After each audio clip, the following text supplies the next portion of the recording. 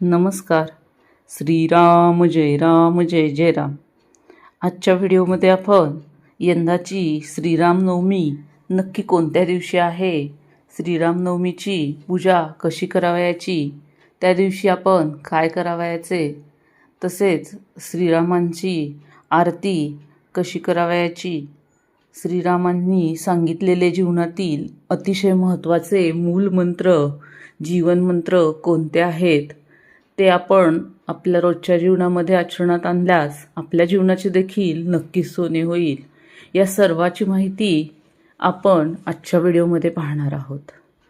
तर यंदा गुरुवार दिनांक 26 मार्च 2026 रोजी नवमी तिथी सुरू होत आहे. ही नवमी तिथी सकाळी 11:46 सुरू होत आहे आणि ही रामनवमी तिथी 27 मार्च 2026 रोजी सकाळी 10:07 आहे.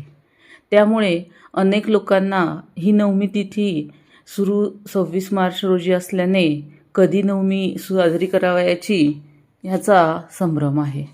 तर 26 मार्च 2026 रोजी गुरुवारी सकाळी 11:46 नवमी तिथी सुरू होत असल्याने याच दिवशी म्हणजेच 12:25 श्रीरामांचा जन्मकाळ सुरू होईल, म्हणजेच जन्म उत्सव साजरा केला जाईल.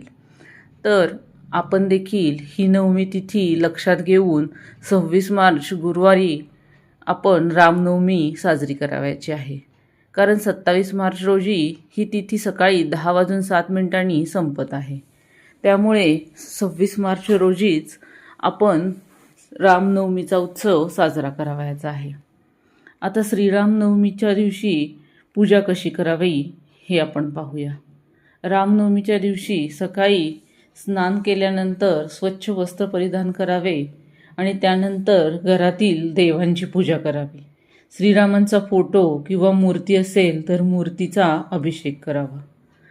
त्यानंतर मूर्तीला अभिषेक करताना श्रीराम जय जय राम हा मंत्र किमान 108 वेळी नक्की म्हणावा. मूर्तीला गंध, हार, फुले इत्यादी अर्पण करावे. धूप, दीप, अगरबत्ती लावून पूजा करावी. गोडाचा नैवेद्य या दिवशी नक्की दाखवावा. तुम्ही जर घरी श्रीरामांचा जन्मोत्सव साजरा करणार असाल तर 16 मार्च 2025 रोजी 12:25 हा जन्मोत्सव आपण साजरा करावयाचा आहे. त्यासाठी घरामध्ये आपल्याला असलेला छोटासा एखादा पाळणा, त्या पाळण्यामध्ये श्रीरामांची मूर्ती ठेवायची आहे.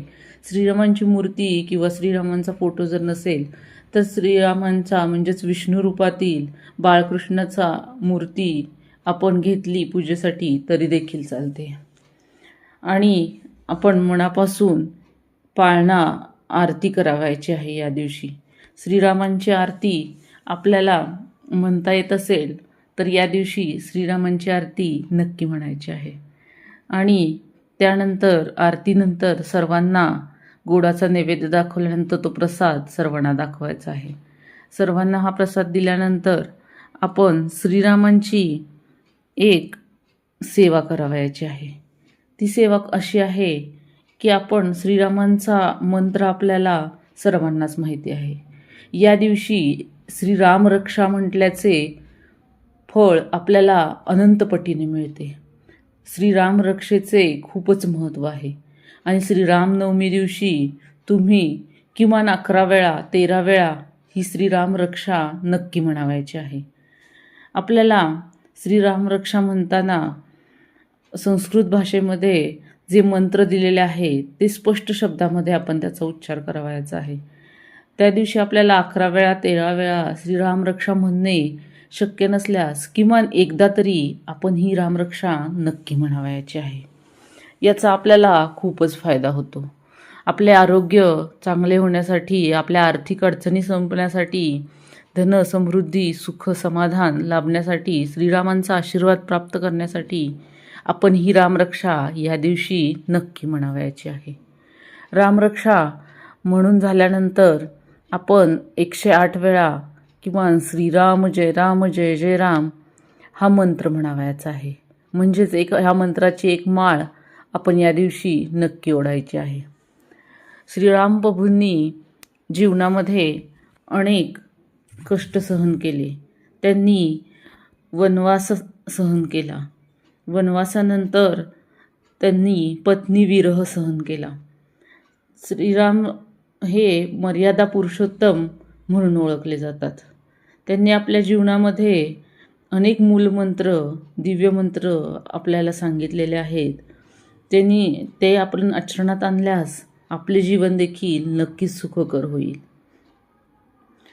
ते केवळ एक राजे नसून ते मर्यादा पुरुषोत्तम आहेत. त्यांनी मानवी जीवनाच्या मूल्यांचा, धर्माचा, आदर्शाचा एक चालता बोलता सिद्धांत आपल्याला घालून दिलेला आहे.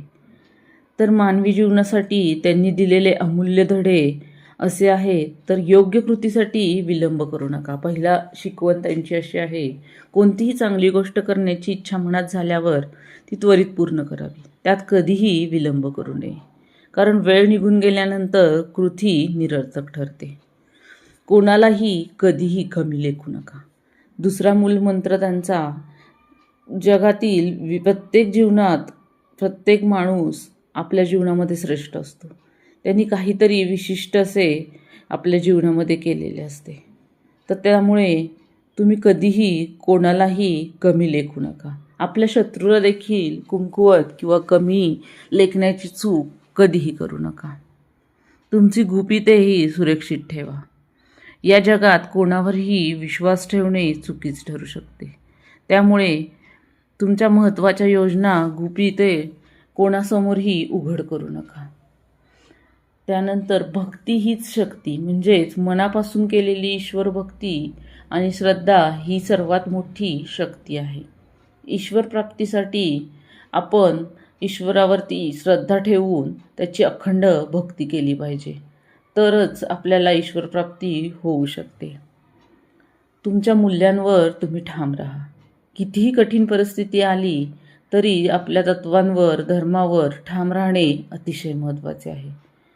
धर्माचे पालन करताना श्रीरामांनी स्वतःच्या मूल्याशी कधीही तडजोड केली नाही.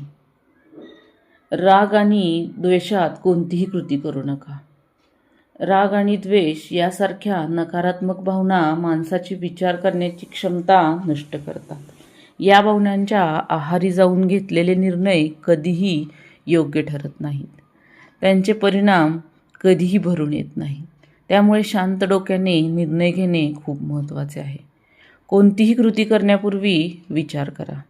कोणतेही निर्णय घाईघाईने तडकाफडकी घेऊ नका. हे आपल्या अपयशाचे मूळ कारण ठरू शकते. त्यामुळे कोणत्याही परिस्थितीचा नीट विचार करून निर्णय घ्या, म्हणजे तो निर्णय योग्य ठरेल. रामनवमी हा केवळ उत्सव साजरा करण्याचा दिवस नाही, तर प्रभू श्रीरामांच्या या अमूल्य मूल्यांना आपल्या आयुष्यात उतरवण्याची एक संधी आहे. त्यांचे जीवन आपल्याला एका आदर्श मानवाचे दर्शन घडवते. रामनवमीनिमित्त तुम्ही देखील ह्या मूलमंत्रांचा अवलंब आपल्या जीवनामध्ये नक्की करणे सुरू करा. त्यामुळे आपल्या जीवनाला सुख आणि समृद्ध करण्याचा हा मार्ग प्राप्त होईल. श्रीराम जय राम, जय जय राम. जय श्रीराम असे म्हणून आजचा व्हिडिओ मी इथेच थांबवते आहे. आजचा व्हिडिओ आवडल्यास लाईक, शेअर, सबस्क्राईब करा आणि कमेंटमध्ये जय श्रीराम असे नक्की लिहा. धन्यवाद.